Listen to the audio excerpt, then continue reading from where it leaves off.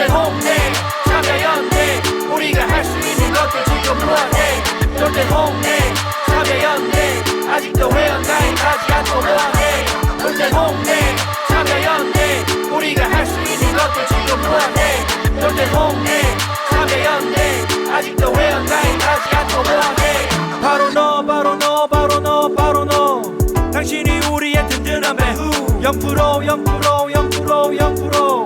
우리가 받는 정부 지원 0% 시위꾼 아냐 시민의 파수꾼 유엔이 인정하는 시민단체 파트너 행동하는 시민과 함께하는 권력 감시기구 참여연대 돌대 홍대 참여연대 우리가 할 수 있는 것들 지금 뭐하네 돌대 홍대 참여연대 아직도 회원 가입하지 않고 뭐하네 돌대 홍대 참여연대 우리가 할 수 있는 것들 지금 뭐하네 돌대 홍대 참여연대 아직도 회원 가입하지 않고 뭐하네. 안녕하세요. 참여연대 김승환 간사입니다. 정부 지원금 없이 회원의 회비로 운영되는 참여연대 함께 해주세요. 포털에서 참여연대를 검색해주세요. 전화번호 02-723-4251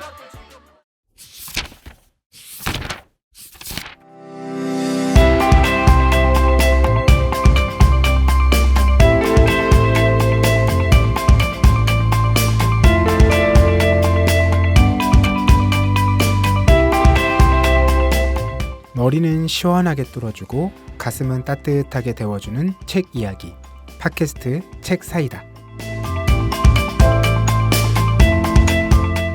안녕하세요. 참여연대에서 만드는 팟캐스트 책 사이다입니다. 저는 진행을 맡은 박알라딘이고요. 오늘도 황주부님과 김느낌님 나와주셨습니다. 안녕하세요. 네, 안녕하세요. 네, 시간이 너무 빠르네요. 새해 인사한 지가 얼마 안 된 것 같은데 벌써 그 SNS에 보면 네. 매일매일 올해 몇 %가 지금 지났다. 그 그래프를 올려주는 계정이 있어요. 아 진짜요? 네, 자주 RT가 됩니다. 아 그렇구나. 막 3일 지났는데 뭐 이제 100분의 1이잖아요. 그 1% 그렇구나. 이렇게 올라가요. 그걸 보면 그렇게 생각해 본 적이 없네요, 진짜. 굉장히 당혹스럽더라고요. 그렇죠. 네.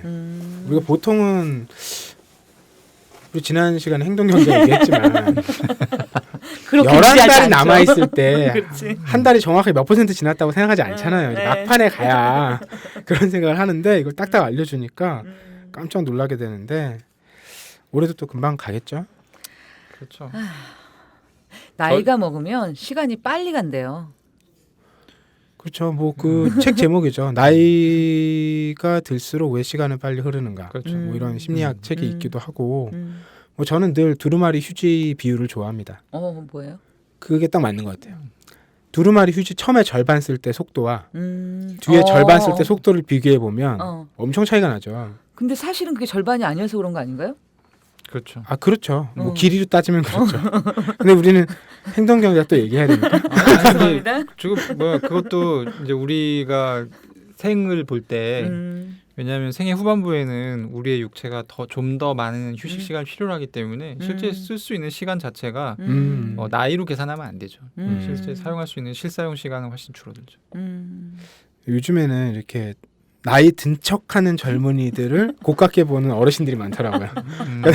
뭐 예를 들면 뭐 이제 40 된 사람들이 이제 반 80이다. 나 반백 살았다. 뭐 이렇게 그런 얘기들 농담처럼 하는데 되게 싫어하시더라고요. 트위터에 가면 네. 초등학생들이 반 20이다.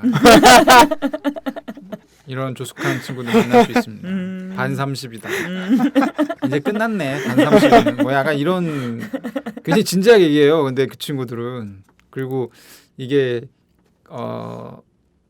세대가 나뉜대요. 저도 정확하게 모르는데 저희 세대는 카톡을 많이 쓰고 그 다음 세대는 페이스북 메시지를 많이 쓰고 그 다음 세대는 뭐 인스타그램인가 뭐 하여튼 네. 트위터인가 뭐 하여튼 그런 식으로 이제 많이 쓴대요. 그래서 그러니까 뭔가 자기가 이제 옛 세대로 밀려나는 순간이 있는데 굉장히 참지 못한다고 하더라고요. 어린 친구들이. 네. 아 참 슬픈 얘기네요. 네.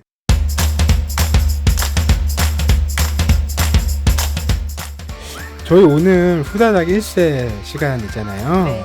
뭐 늘 그렇듯이 제가 신간 가운데 이 책 1세 빨리 나갔으면 좋겠다, 좀 알리면 좋겠다라는 책 3권을 후보로 올리고 네. 그 3권을 후보로 김느낌님과 황유부님께서 치열한 투표와 조정을 거쳐서 네. 한 권의 책을 결정하는데 제가 이번에 가져온 책 3권은 오늘은 소설이 없었어요. 네. 네. 이 첫 번째 책은 인구 감소 사회는 위험하다는 착각. 우치다 타츠루라고 뭐 한국에 워낙 많은 책이 소개된 일본의 지식인이죠. 이 사람 혼자 쓴 책은 아니고 일본의 여러 이제 각계 전문가들에게 한 가지 주제씩을 던져주고 그것에 대한 이야기를 들은 내용인데요. 뭐 한국에서도 저출생, 저성장 이 얘기 많이 하잖아요. 이제 그런 세상 속에서 뭐 지역 문제는 어떻게 바라봐야 되는지, 세대 문제는 어떻게 네. 바라봐야 되는지 이런 얘기들을 다루고 있는 책인데, 뭐 일본에서 이제 인구 감소 사회에 대해서 얘기한 책들 또는 초고령화 사회에 대해서 얘기한 책들이 한국에 워낙 많이 소개되긴 네, 맞아요. 했는데요. 네. 계속 소개되는 이유가 있어요. 왜냐하면 거기도 계속 급박하게 바뀌거든요. 그렇죠. 그래서 최신의 얘기를 계속 읽을 필요가 있다라는 생각이 들어서 네. 이 책을 골라왔고요. 두 번째 책은 이 책을 좀 고르지 않으실까라는 생각을 약간 기대를 갖고 골라왔는데, 근데 두 분은 좀 오히려 뻔하다고 느끼셨을 수도 있어요. 엘리자베스 코엔이라는 정치학자의 책인데, 정치는 어떻게 시간을 통제하는가. 부제가 시간의 정치적 가치와 불평등에 관한 분석. 근데 이제 불평등 얘기하기 전에 이 시간으로 다 풀어내는 이 관점 자체가 흥미로워요. 그러니까 정치 행위라는 게, 특히 주권 국가의 정치 행위라는 게 기본적으로 다 시간을 장악해서 벌이는 일이라는 거예요. 그렇죠. 뭐 예를 들면 뭐 시간대 이런 거는 뭐 아주 기본적인 얘기고요. 선거의 주기, 그다음에 선거 연령의 제한, 네. 그다음에 뭐 주거. 음흠. 뭐 예를 들면 요즘 그 지난해도 계속 이슈가 됐지만 이제 낙태에 네. 대한 권리 음. 이런 것도 막 법으로 예를 들면 몇 개월까지 뭐 이런 걸 제한하잖아요. 그렇죠. 기준을 잡잖아요. 그런 것 자체 다 시간으로 통치하는 행위라는 거예요. 그래서 이 책에서는 그 정치 집단이 얼마나 세세한 부분까지 시간으로 다 우리를 통치하고 있고, 정치 행위의 많은 것들을 시간으로 우리가 환산해서 이해할 수 있는지 이런 걸 들려주는 책이에요. 물론 그 안에는 엄청난 불평등이 들어 있겠죠. 뭐 선거 연령 제한 같은 게 대표적이잖아요. 그게 뭐 어떤 합리적 이유가 있는 게 아니잖아요, 사실. 그냥 잠정적 합의점이 있었던 거죠. 그렇죠. 근데 그걸 가지고 거기 걸려 있는 사람들한테는 큰 제약이 생기는 네. 거잖아요. 그 뭐 80 몇 년에 태어났으면 선거권이 있고, 뭐 어느 시점에 참정권도 생기고, 뭐 이러는 거고, 네네. 뭐 90 몇 년에 태어났으면 없고, 이제 이게 과연 뭐냐 이런 걸 좀 되묻는 네네. 이제 책이었어요. 뭐 저는 오늘 선정되진 않았지만 굉장히 흥미로운 책이라 생각이 들었고요. 왜냐하면 이 들으면 다 고개를 끄덕이기 쉬운데 이렇게 되게 다양한 주제를 가지고 이 하나의 관점으로 설명해낸 책은 못 봤던 것 같아서. 네네. 그리고 세 번째 책은요, 양자오라는 대만의 학자예요. 네. 이 사람을 한국에 어떤 사람에 비유해야 좋을지 모르겠는데 대만의 손꼽히는 지식인이자 고전 해설가이자 사회 문제에 꾸준히 발언하는 사람인 거예요. 근데 이 사람 책을 유유출판사라는 곳에서 한국에 거의 20권까지 소개를 했어요. 오. 근데 대부분 판매가 잘 안 됐어요. 대만에서는 굉장히 많이 팔리거든요. 근데 기존에 소개됐던 책은 대부분 그런 거예요. 뭐 이 사람이 고전 해설 강의를 했던 내용, 종의 기원을 읽는다, 뭐 순자를 읽는다, 논어를 읽는다, 이런 책이었어요. 근데 네. 이번 책은 좀 다른 관점이라서 저는 오히려 흥미롭더라고요. 이야기하는 법. 부제가 사람은 의미와 가치를 어떻게 만들고 이것은 무엇에 좋은가. 이게 되게 큰 주제. 네, 큰 주제고 뻔한 얘기일 것 같은데 네. 이분이 되게 자기가 얘기 풀어내는 이 플로우가 있어요. 그리고 그게 매력이 있는 분이거든요. 그래서 이 책에서도 그냥 이야기에 무슨 이론을 얘기를 하는 게 아니라 실제로 본인이 많이 들었던 얘기들, 네. 본인이 하고 다니는 얘기들, 이런 걸 가지고 우리가 이야기할 때 주의해야 될 거, 들을 때 주의해야 될 거, 이야기를 나눌 때 잊지 말아야 할 거 이런 것들을 굉장히 짧게 치고 나가면서 알려주는 책이어서 이렇게 3권의 책을 골라왔는데 다 흥미로운데 두 분의 선택이 궁금해집니다. 일단 정치는 어떻게 시간을 통제하는 건 아니라고 말씀을 드렸고요. 네. 네. 어떤 책을 왜 고르셨나요? 저는 이번에도 속어법으로 인구 감소 사회는 위험하다는 착각. 위험합니다. 네. 그래서 동의가 안 돼서. 동의가 안 돼서. 네. 왜 위험하냐면 인구 감소 사회에서는 제가 예전에도 한번 설명드린 것 같은데 이 인구가 감소하면서 사회가 지금의 생산성을 유지하기 위해서는 그와 지금과 동일한 수준 이상의 그 혁신이 나와줘야 되는데 인구 감소 사회에서는 혁신이라는 건 인공지능이 할 수 없는 것이고 인구 감소 사회에서는 이 혁신의 빈도 자체가 줄어들 수밖에 없기 때문에 지금의 생산성을 유지하기가 굉장히 어렵습니다. 그래서 위험하다라고 생각을 하는데 위험하다는 착각이라고 해서 목차를 빨리 훑어봤으나 네. 제가 얘기하고 있는 부분에 대한 반론이 없었으므로 아. 이거는 옛날 책이구나 라는 생각이 들어서 일단 이 책은 뺐고요. 네. 그리고 이야기하는 법은 일전에 제가 되게 좋았던 책으로 소개했던 좋은 산문의 길 스타일이라는 책이 있어요. 네네. 네. 저는 이제 마갈라디님이 이 사람을 한국에 비교하면 어떤 사람일까? 그러니까 한국에는 사실 이런 캐릭터가 제 생각에는 없는 것 같고 약간 뭐 결이 좀 달라요. 보통 뭐 유시민류의 작가들과는 확실히 좀 저희는 차이가 있다고 저는 차이가 있다고 봤고 네.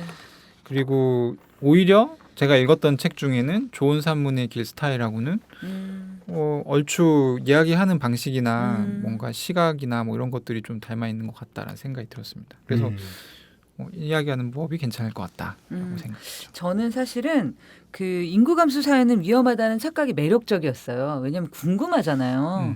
그리고 우연히 이제 연말 모임 중에 약간 거기 뭐 소시오패스라고 생각하는 모임처럼 저희도 만날 때마다 알쓸신잡을 찍는 모임이 있어요. 재밌잖아요. 1년에 네네. 몇 번 보는데 그래서 이제 연말에 막 고기 먹고 놀다가 갑자기 이제 어떤 친구가 책 2권을 소개해 주는 거예요. 지방 소멸이라는 책과 직업의 지리학이라는 책. 이 어떻게 보면 인구 감소 사회에 대한 것 그리고 이제 그 안에서 사람들이 어떻게 배치되고 이제 이런 것에 대한 책이었는데 제가 그래서 이거를 도서관에서 빌려 놓은 거예요. 그래서 이건 나중에 한꺼번에 내가 다 읽고 뭔가 이렇게 해봐야 되겠다. 그래서 지금 읽기는 약간 아까워서 제가 이렇게 킵을 했고요. 사실 저는 그 이야기하는 법이라는 책이 제목이 일단 매력적이었고 두 번째는 제가 대만 지식인의 책을 읽은 적이 있나? 이런 의문 이렇게 하면 자문하게 됐어요. 우리가 중국 지식인의 책도 읽고 일본 지식인의 책도 어쨌든 특히 이제 일본 거는 좀 읽은 것 같은데 그렇죠. 대만 지식인의 책이라? 왜 내가 여태까지 그런 분류로 한 번도 이걸 본 적이 없을까 이런 생각이 들어서 일단 궁금해서 읽어보고 싶다는 욕망이 좀 들었습니다. 그 대만 지식인이라고 말씀하셨는데 네. 실제로는 네. 중국 지식인을 포함해서 중화권 지식인의 책을 네. 한국 독자들이 선호하지 않습니다. 맞아요. 그 나라에서 굉장히 유명한 학자들도 네. 한국에 소개된 사람이 많지 않아요.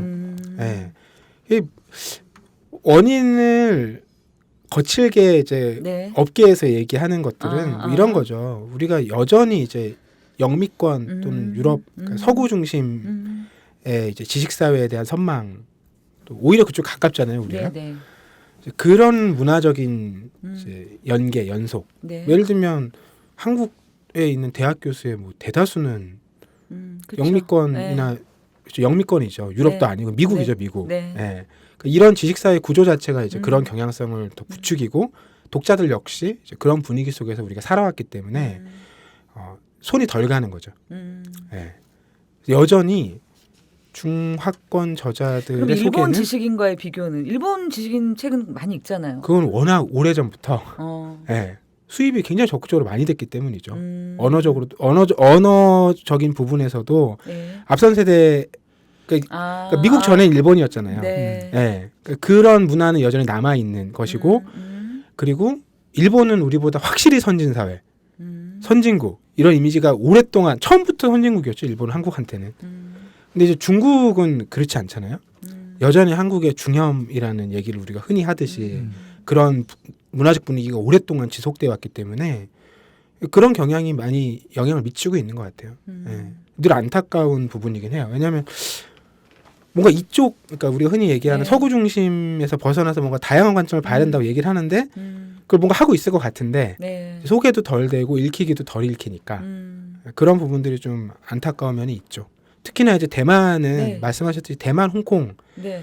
여긴 그냥 이제 우리한테는 사실 어떤 통으로 그냥 중국의 부속처럼 들어오는 문화권이지 거기가 어떤 지식을 생산하는 문화의 단위의 국가 이렇게는 잘 교류 부분이 적기 때문에 뭐 어떤 특정 문화에 있어서는 뭐 주도권을 가진 적이 있는 거죠. 뭐 홍콩에 영화 같은 거 있고 대만도 네. 이제 덕후 문화 같은 게 있는데 네. 이제 말씀하신 영역에서는 네.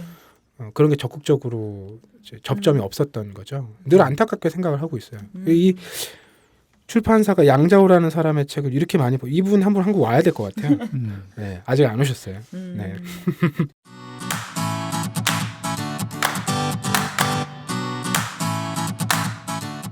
참여연대가 제작하는 책 이야기 팟캐스트 책사이다와 국내 유일의 아시아 전문 팟캐스트 아시아팟 매주 목요일에 번갈아 찾아갑니다. 정부 지원금 없이 회원의 회비로 운영되는 참여연대입니다. 청취자 여러분, 참여연대 회원이 되어주세요. 포털 사이트에서 참여연대를 검색하시거나 참여연대로 전화 주시면 됩니다. 전화번호 02-723-4251입니다. 그러면 뭐 본격적으로 이야기하는 법에 대한 얘기를 해볼 텐데 이 책은 이제 차례를 보면서 얘기를 하면 좋은데 네. 안 그래도 폈습니다. 지금. 저도요. 그쵸. 이제 차례에서 딱 눈에 들어오는 얘기들이 이 내용에 담겨있는 그대로거든요. 뭔가 와닿았던 부분들, 요거는 좀 공감이 된다. 얘기해 볼 법하다. 이런 얘기들을 해보면 전 좋겠다는 생각이 들어요. 뭐 예를 들면 이런 거죠. 이야기는 거짓이라도 독자에게 가져다주는 수많은 감흥은 영원히 진실이다. 맞죠. 그렇죠. 고개를 그냥 끄덕이게 되는 얘기죠. 그리고 저는 재밌었던 게 이야기는 아직 모르는 것과 이미 아는 것을 연결하는 기묘한 다리다. 여기서 그 내용도 되게 재밌었어요. 그러니까 이게 사람들이 아마존 밀림을 처음 본 사람들이 있는 거죠. 우리 동네는 나뭇잎도 조그맣고 새도 조그맣고 다 조그만데 여기는 막 새도 사람 많았고 나뭇잎 하나가 막 얼굴을 막 몇 배 한 것처럼. 근데 여기서 헤매다 그냥 간 거예요. 그럼 여기는 어떤 사람들이 살고 있을까를 생각할 때 우리랑 너무 다르니까 우리는 남성 중심 사회니까 여기는 여성 중심의 사회가 아닐까? 그리고 여성들이 집에서 살림을 하는 게 아니라 전사가 되어서 막 이렇게 아마조네스라는 상상이 어떻게 나왔을까? 그러니까 우리가 어떻게 보면 아는 것과 모르는 것 사이의 간극 속에서 상상이 나오고 그 상상이 사실은 그 나름의 맥락과 논리를 가지고 만들어져서 이야기라는 재미있는 얘기가 된다는 거죠. 그 부분에서 그렇구나 이렇게 고개를 끄덕끄덕거리게 됐어요. 그 이제 첫 번째 큰 덩어리 주제가 이야기 충동이고 두 번째가 이야기 효과잖아요. 네. 네. 효과에서 좀 재미난 대목은 이거 같아요. 전기적 이야기는 누가 우리와 같은 부류이고 누가 같은 부류가 아닌지를 분별하게 해준다. 그렇죠. 그러니까 이 저자가 그냥 이야기론에 대한 얘기가 아니라 네. 사회 구조적인 맥락에 대한 얘기도 같이 담고 있다라는 부분을 우리에게 전달해주는 그런 대목인 것 같고요. 그리고 세 번째 단락이 이제 이야기하는 법. 그러니까 제 이야기를 재미나게 사람들이 더 듣고 싶게 만드는 방법들에 대한 얘기들이 있잖아요. 네. 근데 우리도 이제 이 책 사이다가 뭐 이야기를 늘 하는 그렇죠. 네. 방송이잖아요. 반성을 많이 했습니다. 좀 뭔가 와닿는 부분들이 있으셨을 것 같아요. 성찰의 대목. 여기 총 17가지나 돼요. 네. 이야기하는 법이. 제일 와닿았던 거 하나씩만 얘기를 해볼까요? 그러니까 이게 어떤 거냐면 이 책의 미덕은 그런 부분인 것 같아요. 이야기를 할 때 우리는 모두 어떤 재밌는 얘기를 하는 사람은 저 사람 재밌는 얘기를 하는 사람이라는 걸 바로 알 수 있잖아요. 근데 저 사람 얘기가 왜 재밌는지에 대해서는 사실 설명하기가 좀 어려워요. 네. 대부분의 경우. 근데 이 사람은 그런 재밌는 사람들이 어떤 사람의 얘기를 왜 재밌다라고 느끼는가에 대해서 설명을 해놓고 있는 거죠. 그래서 이제 역순으로 조립을 하면 이 책을 읽는 사람은 누구나 얘기를 재밌게 할 수 있게 되어야 함이 마땅한데 그렇잖아요. 이 사람이 지금 다 원리를 얘기해주고 있단 말이죠. 근데 쉽지 않거든요. 그런 부분들은. 그래서 저는 약간 이 책에서 이제 좀 들어왔던 부분이 뭐냐면 이야기꾼은 진짜 이야기로 어떤 효과를 만들어낼지 숙고해야 한다. 그러니까 이거는 정말 약간 계획 경제의 영역인 거죠. 말하자면 사회주의 계획 경제의 영역인 거고 보통 이제 얘기하는 사람들도 막 엄청 이 의도를 담아가지고 치밀하게 계산해서 얘기를 하는 경우는 많이 없더라고요. 이야기를 잘하는 사람도 약간 본능적으로 이렇게 하는 것이지. 그렇죠, 근데, 그렇죠. 근데 이 사람은 약간 이런 경지에까지 뭐 이 사람이 이거를 자기도 도달하지 못한 경지를 이렇게 제시하는 것인지는 알 수 없으나 그래서 저는 이 사람은 좀 내한을 해야 될 필요가 있다. 확인을 해야 된다. 우리가 사짜인지 아닌지 이 사람이 얘기를 재밌게 하는지를 좀 봐야 된다. 그런 생각이 들었어요. 저는 이 이야기하는 법, 이 3장에서 나온 얘기들 중에 네네. 책 사이다랑 좀 닮았다라고 생각한 대목이 몇 개 있었어요. 첫째는 두 가지 대비되는 요소의 줄다리기는 이야기 듣는 사람을 이야기 속으로 빨아들인다. 우리 종종 그 황주부님과 김니김님의 그 제가 끼어들 수도 없는 백분 토론 같은 장면들이 있었잖아요. 네. 그런 장면들이 떠오르기도 했고요. 네.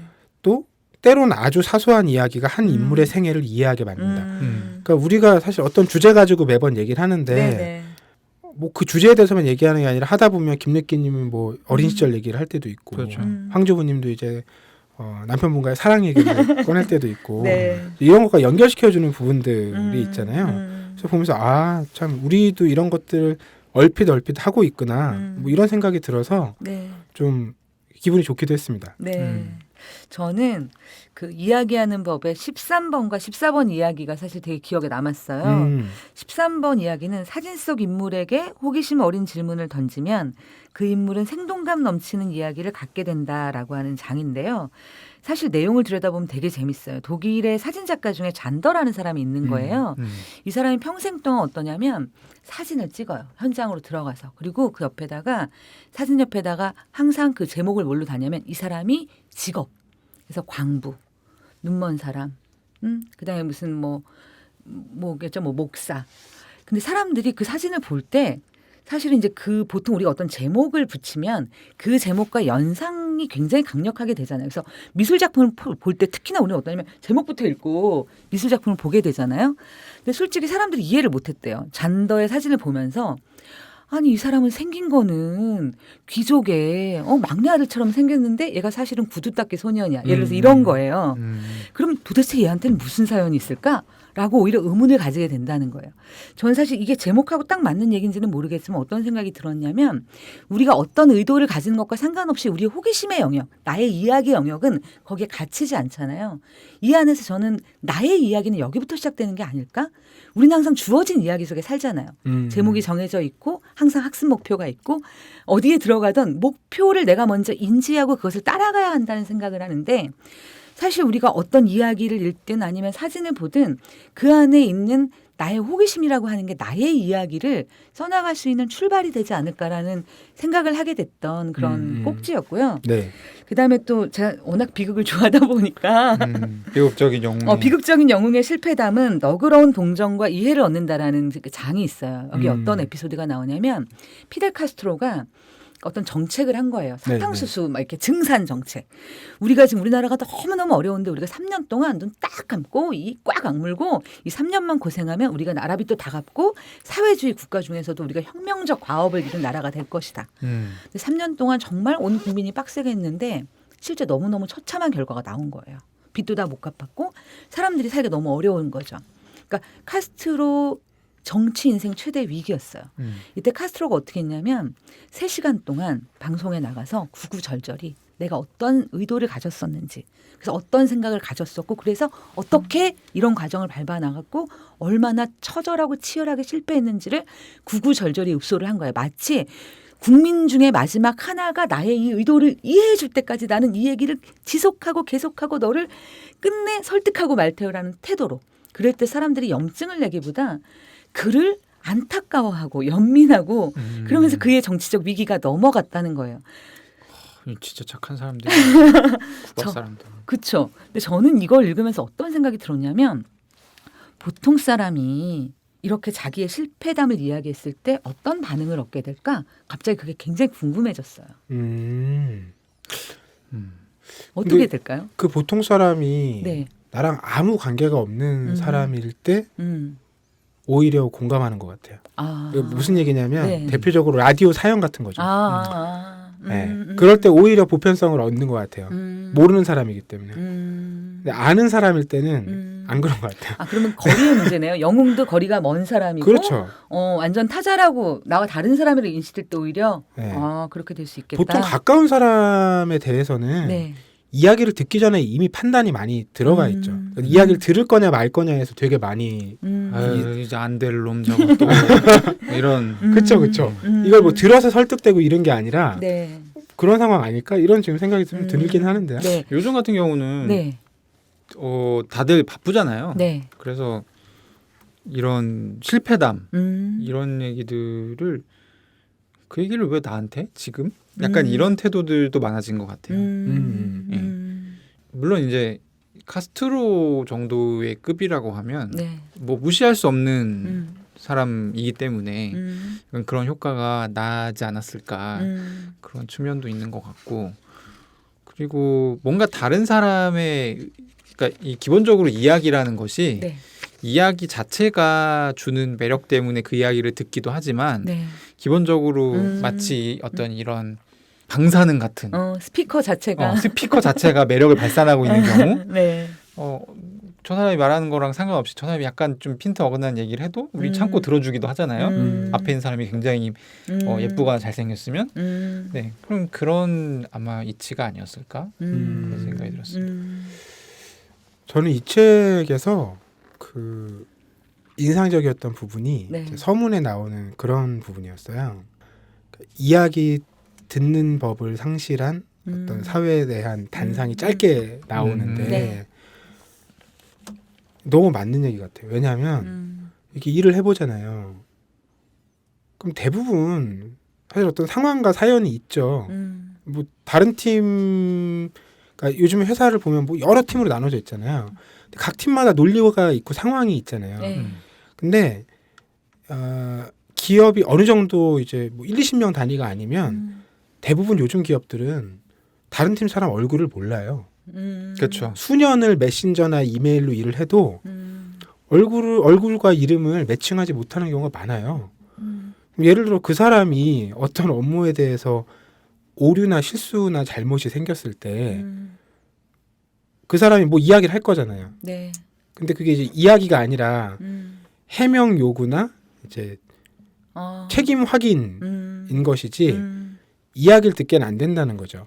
근데 제가 만약에 그 사람의 얼굴을 알고 뭐 지나가면서 인사라도 하고 밥을 몇 번 먹었다. 이러면 저는 그렇게 요구할 것 같지는 않거든요. 근데 후자가 오히려 굉장히 비합리적인 사고방식. 그러니까 이 일을 제대로 처리하지 않는 사람처럼 여겨지고 네. 이제 전자가 일을 잘하는 사람처럼 얘기된다는 거예요. 그러면 사람들이 태도가 어떻게 바뀌냐면요. 문제를 적극적으로 해결하려고 하지 않습니다. 네. 문제가 덜 생기는 방향으로. 예를 들면 매뉴얼을 좋아하죠. 그렇죠. 거칠게 얘기하면. 매뉴얼대로 안 하면 안 되고. 그러니까 뭐가 매뉴얼이 좀 뭐 문제가 있어도 매뉴얼대로 하면 일단 내 문제는 없는 거예요. 그걸 선호하지. 매뉴얼을 어기면서까지 좀 더 나은 방식이나 적극적인 상황을 만들려는 노력을 덜 하게 된다는 거예요. 네. 이 이야기의 이제 부재라는 걸 보면서 네. 정확히 이 상황이 아닌가 이런 생각이 들었어요. 근데 왜 그런 상황에 놓이냐? 이게 뭐 각자가 악해서 그러냐? 아니죠. 짬이 없는 거예요. 네. 맞아요. 그 사람하고 뭐 이거 이번에 일이 이렇게 되는데 이거 뭐가 잘못된 상황이 있나? 이렇게 물을 시간적 그리고 마음의 여유가 없다는 거죠. 회사가 네. 그런 걸 허용하지 않으니까. 네. 그렇죠. 예전에는 그게 예를 들어서 호의일 수도 있고 좋은 태도라고 읽혔다면 지금은 그냥 오지랖퍼? 그쵸. 뭐 이런 식의 어떤 딱 이렇게 정형화된 저건 저런 예를 들어서 어떻게 보지? 안 좋은 스타일이야. 음. 일을 처리하는데 별로 적절하지 않은 방식이야라고 이렇게 딱 낙인이 찍히는 것 같아요. 그래서 회사가 이게 너무 늘 제가 뭐 저희 회사만 얘기하는 건 아니지만 근데 뭐 저희 회사도 마찬가지겠죠. 제가 그런 걸 알고 있다는 것은 이게 늘 전에 없던 것, 네. 새로운 것 이걸 요구하잖아요. 그게 사실 이야기 이 책에서 내내 얘기하는 게 그런 이야기잖아요. 그렇죠. 근데 말은 그렇게 하는데 예를 들어서 회의 때 아무 말을 한다. 그럼 앞서 말씀드린 그런 태도에 쩔어 있는 사람들이 그걸 용인할 거냐는 거예요. 저 사람 왜 헛소리하지? 왜 와서 불필요한 얘기를 하지? 이렇게 얘기할 거란 말이죠. 이야기가 아니라 판단할 거란 말이죠. 이야기를 어디서도 할 수가 없는 시대가 돼버렸어요. 네. 네. 맞아요. 유일하게 페이스북에 할 수 있습니다. 이야기를 길게 할 수 있습니다. 아, 그렇구나. 그래서 저는 그러네요. 그 앞부분 서문을 읽으면서 맞다 이 사람 너무 너무 맞는 말이다 이런 얘기를 되게 크게 생각을 하게 됐어요. 네. 저는 무슨 생각이 들었냐면 저는 이 여러 가지 목차 중에 그냥 어떤 인용을 해서 하나를 딴다고 하면 네. 가능성 이것이 바로 청중을 끌어당기는 이야기의 핵심이다를 꼽을 것 같은데 음. 이유가 있어요. 왜냐하면 이 목차를 보고 들었던 생각이 그렇지 저는 그러니까 우리 딸 생각했어요. 딸이 뛰는 걸 엄청 좋아하거든요. 뛰면 이제 층간 소음이 생기지 않습니까? 예전부터 이제 엄마가 아기를 임신했을 때부터 제가 이제 층간 소음이 하도 사회적인 이슈여서 분명히 우리 집에도 생기겠지. 대책이 뭐가 없을까? 인터넷에서 막 찾아봤더니 되게 좋은 방법을 누가 올리셨더라고요. 우리 층에서 뛰면은 아래층에가 시끄러우니까 보여주라는 거예요. 아래층 분한테 애를. 그래서 애를 보기 전에는 이 층간 소음은 그냥 하나의 소음이죠. 근데 애를 본 다음에는 그리고 애 보여드리러 이제 인사하러 가면서 뭐 먹을 거라도 좀 갖다 주고 그러면 그러니까 말하면 이 뛰는 게 그냥 소음이 아니라 어떤 사람의 뭔가라는 네. 거가 인지가 되잖아요. 그래서 이제 여기서도 보면 가능성, 그러니까 이야기가 주는 어떤 서사가 주는 네. 어떤 역할이라는 게 네.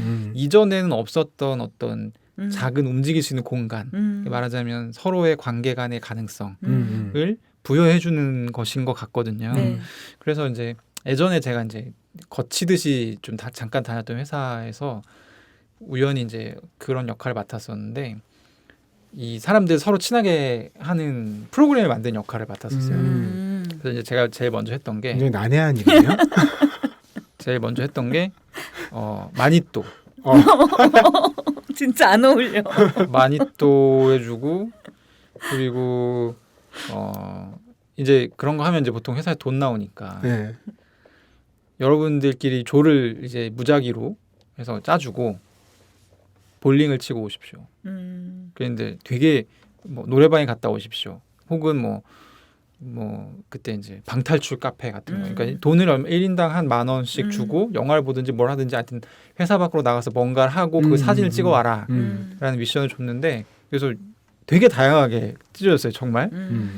근데 예상할 수 없었던 것 중에 하나가 뭐였냐면 어떤 되게 좀 그 관리자급 그 인사 중에 굉장히 좀 다가가기 어려운 이미지의 분이 계셨어요. 네. 근데 그 분의 조가 볼링을 치러 갔는데 이 사람이 볼링을 엄청 잘 치는 사람이었던 거예요. 알고 보니. 그래가지고 이걸로 친해진 거야 한 방에 그 조 사람들이랑. 아니 볼링을 이렇게 잘 칠 줄 그 사람 입장에서 너무 좋은 거야. 내가 볼링을 이렇게 잘 치고 있었나라는 거를 당연히 회사 사람들은 보여줄 기회가 없잖아요. 그렇죠. 네.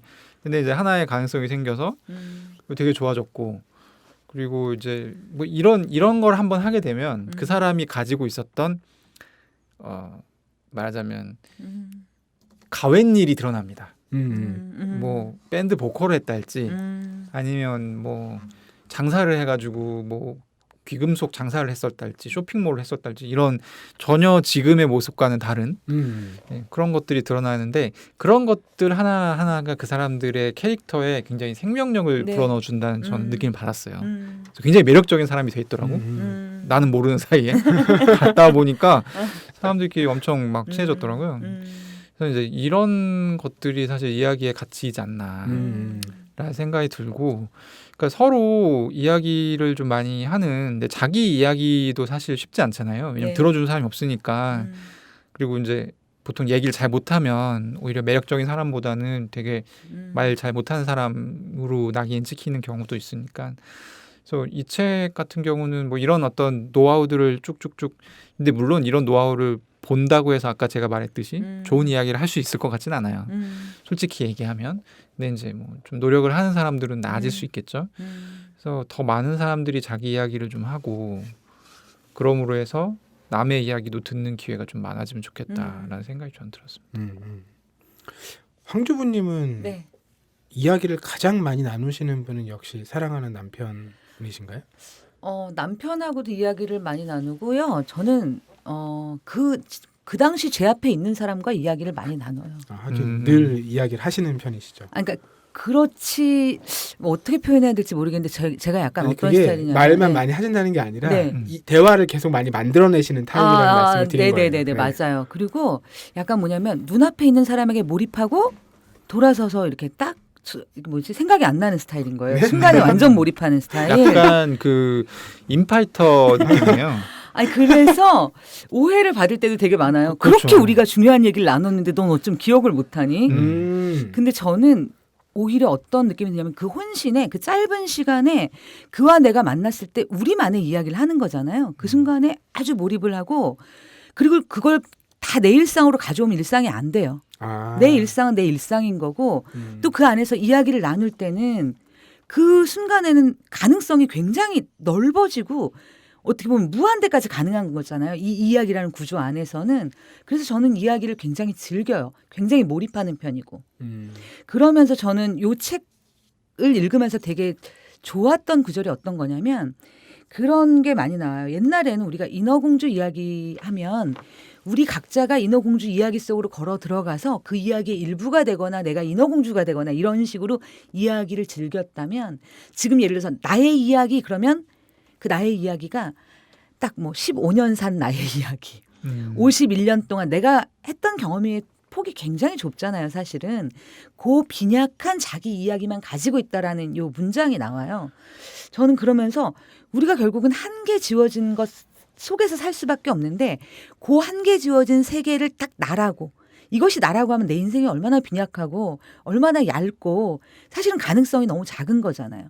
근데 타자와의 만남, 이야기의 만남이라는 게 사실은 결국은 그것이 나의 이야기가 될 수 있다면, 함께한 이야기가 함께 했으니까 내 이야기가 되기도 하는 거고, 내가 거기에 몰입한 이야기는 나의 이야기이기도 하잖아요.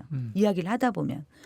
저는 이 책이 이야기하는 법에 대한 책이라기보다는 내 삶의 이야기를 만드는 법에 대한 책이라고 느꼈어요, 솔직히. 그러니까 이야기를 내가 참 할 얘기가 없어 이렇게 하는 사람들 진짜 많아요.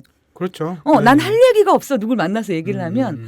근데 그 이야기가 내 인생 속에서 꺼내오면 아니 뭐 얼마나 많은 이야기가 있겠어요. 그런데 우리가 나의 이야기라는 게 결국은 이렇게, 그러니까 짧은 생을 산 제한된 경험의 이야기가 아니라면 나의 이야기가 어떻게 늘어나고 풍부해지고 재밌어질 수 있을까가 저는 이 책에 굉장히 많은 힌트들과 답들이 있는 것 같아서 예, 굉장히 기뻤습니다. 놀땐 홍대 참여연대 우리가 할 수 있는 것들 지금 뭐해. 놀땐 홍대 참여연대 아직도 회원가입 하지 않고 뭐해. 놀땐 홍대 참여연대 우리가 할 수 있는 것들 지금 뭐해. 놀땐 홍대 참여연대 아직도 회원가입 하지 않고 뭐해.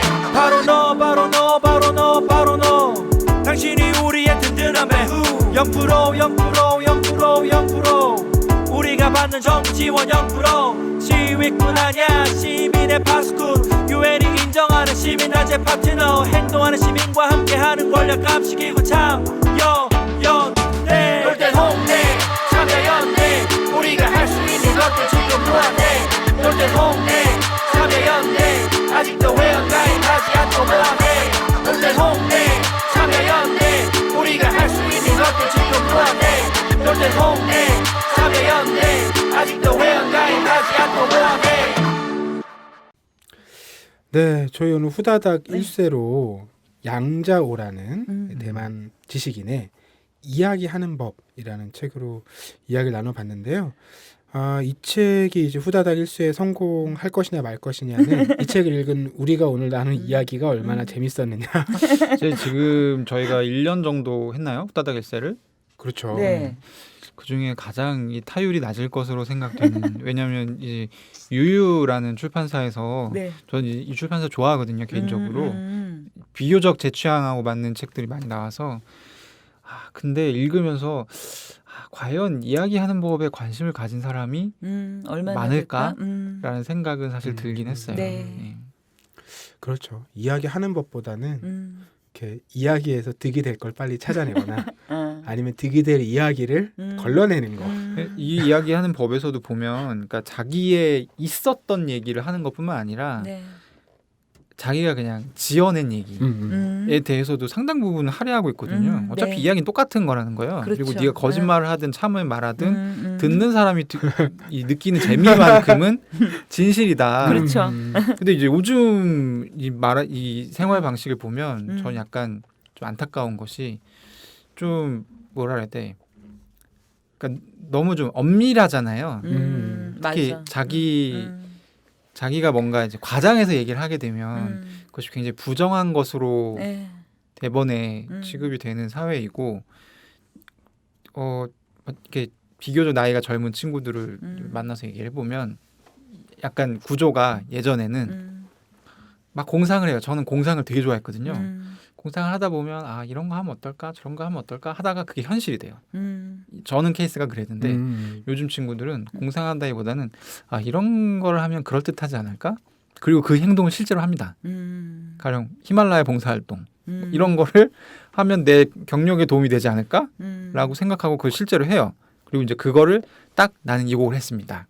라는 얘기하는 것에 그치고 마는 약간 그런 측면들이 있어서 좀 더 제한 없이 이런 이야기를 나눌 수 있으면 좋겠다라는 생각이 들었습니다. 네. 저는 느낌님 얘기 들으면서 아까 그 이야기의 의미가 이제 비로소 들어오는 것 같아요. 이야기가 이야기와 가능성 간의 함수 관계 약간 그러니까 사실은 나라는 것도 내가 표현되지 않고 묘사하지 않고 이러면 나의 가늠과 한계를 모르잖아요. 그렇죠. 그러면 사실 그때 주어지는 건 다 뭐냐면 정량적인 거예요. 너의 성적이 뭐고, 너의 집이 어디고, 막 이런 요소로 나를 볼 수밖에 없어요. 맞아요. 근데 내가 이야기를 할 때 거기서 가능성이 피어나는 것 같아요. 그러면 사실 이 안에 이 간극이 메꿔질지 더 벌어질지는 모르는 거지만 그 가능성의 영역은 우리에게 설렘과 두려움을 동시에 주면서 사실은 에너지가 되잖아요. 그러니까 이야기라는 에너지와 엔진을 우리가 가지고 있다면 지금의 삶을 조금은 좀 다른 자세로 살아갈 수 있지 않을까? 그러니까 그 부분이 저는 안타까운 거예요. 이거를 가능성을 벌려놓으면 사람들이 이게 쉽게 정량화되지 않고 계량화되지 않기 때문에 이걸 약간 부정행위처럼 맞아. 여기고 그리고 빠르게 판단이 되지 않기 때문에 쟤는 혼란스럽게 물을 흐리는 애처럼 취급이 되는 것 같아서 이런 거를 어떻게 하면 해결할 수 있을까. 역시 양자호 씨가 한국에 와야 된다. 그런 생각이 들어요. 뭐 우리가 뭐 흔히 뭐 내 인생의 주인공은 나 이런 얘기 많이들 하는데 역할이 굉장히 고정돼 있다는 생각을 많이 하게 맞아요. 됩니다. 그러니까 뭐 이런 거잖아요. 엉뚱한 말을 하는 사람도 요즘엔 정해져 있어요. 레드 팀이라는 게 아예 정해져 있어요. 레드 팀? 그 논의를 하면 이상한 얘기하는 일부러 반대 일부러. 얘기만 하는 사람들이 애초에 정해져 있는 거예요. 그러니까 이런 상황이라는 거죠. 그러니까 왜 그걸 정해놨겠어요? 아무도 안 하니까. 뭐 효과적이라고 얘기하지만 아무도 안 하니까요. 그런 소리 하면 이상한 사람이라고 얘기하니까 그러니까 그런 얘기만 해주는 그 역할을 아예 부여해 놓는 거잖아요. 결국 다 어떤 고정된 역할을 주고 그 역할 안에서 최선을 다하게 만드는 이제 시스템이다 보니까 아까 말씀하신 가능성이라는 부분, 새로운 얘기라는 걸 잘 할 수 없게 되는 거죠. 예. 근데 뭐 저는 이제 스스로는 그런 생각을 많이 하는데 잘 살아왔다. 뭐 이런 거 있잖아요.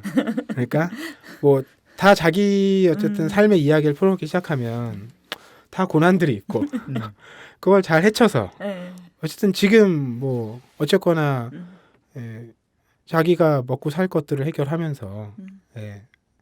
이렇게 집에 가는 길에 딸기 사 먹고 싶을 때 딸기 한 번씩 사 먹을 수 있고 뭐 이런 정도의 아주 소박한 이야기를 자주 생각해요. 예. 아, 난 참 잘 살아왔고 잘 살고 있구나.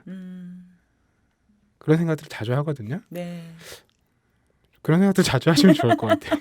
그러니까 저는 이게 갑자기 네. 얘기 이게 좀 뜬금없는 얘기인데 뜬금없는 얘기가 계속 나오고 있는데 저도 하나 하면 저는 약간 한 20살 정도의 저의 그 캐릭터를 바탕으로 단편 소설을 하나 쓰다 만 게 있어요.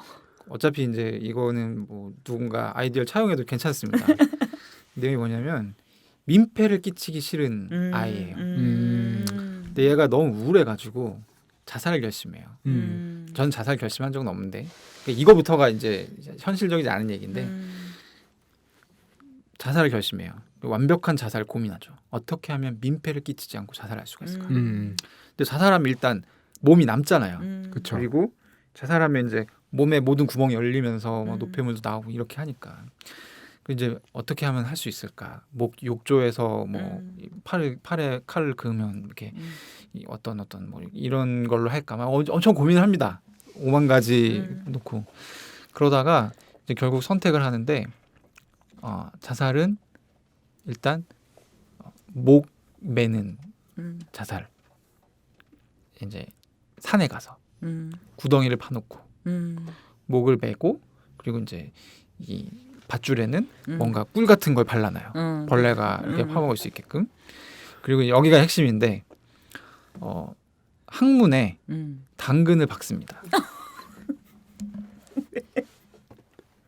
그 제가 이제 다 이제 이 얘기를 들으신 분은 아마 상상하셨을 거예요. 어떤 사람이 산에 이렇게 목을 메고. 근데 이제 이 다음 얘기가 떠오르지 않아서 사실 이제 이 얘기는 쓰진 않았는데 끝까지. 그래서 이제 이런 것들이 이제 이걸 한번 쓰고 나서 저한테 생긴 일이 뭐냐면 자살을 하면 안 되겠구나. 일단 이런 생각이 너무 강해졌고 그리고 이상하게 그 뒤로부터 남한테 민폐 끼치는 것에 대해서 그렇게 크게 개의치 않게 됐어요. 되게 재미난 긍정적인 효과가 있네. 네. 아니 저도 긍정적인 호감인 게 저는 그래서 늘 제 이야기의 결말 오늘이잖아요. 집에 들어갈 때 그런 생각을 자주 하거든요. 그럼 대체로 해피 엔딩이에요. 왜냐면 집에 잘 들어왔으니까요. 그렇죠. 네. 이게 뭐 긴 단위로 생각하면 뭐 생각이 많아지는데 그냥 오늘 이렇게 집에 무사히 돌아올 수 있었던 것이 내가 잘 살아왔기 때문이다. 라는 식으로 늘 생각하는 편이거든요. 네. 이 이야기에 네. 그 어떤 날에 특별한 에피소드 하나 넣으면 되게 재밌겠다. 가령 뭐 백두산이 폭파했어. 하지만 이 남자는 딸기 한 박스를 사서 오늘 집에 돌아가야만 해. 집에 돌아가야만 해. 이상한 집착을 갖고 있어.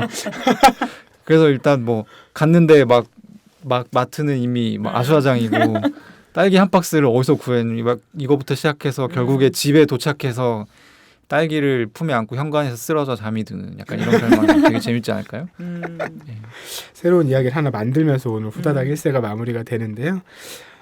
저희 새 첫 후다닥 1세 책은요. 유유출판사에서 나온 양자호의 이야기하는 법이었고요. 저희 다음 시간에는 또 재미난 주제와 또 이어지는 후다닥 1세로 이야기 이어가 보겠습니다. 오늘 함께해 주신 여러분 감사드리고요. 지금까지 책사이다 바갈라딘이었습니다. 김느낌님과 황주부님도 인사 부탁드릴게요. 네, 네, 감사합니다. 감사합니다.